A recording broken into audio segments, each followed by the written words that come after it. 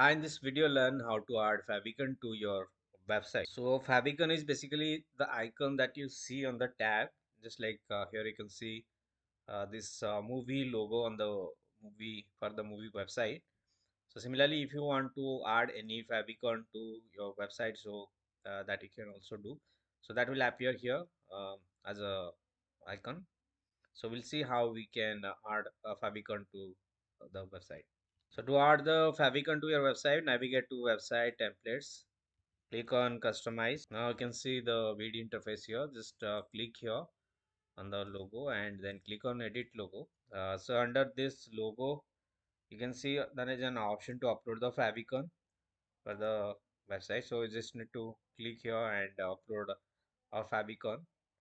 So we support these file formats for favicon, and you can upload 20 KB of the of image so for the favicon.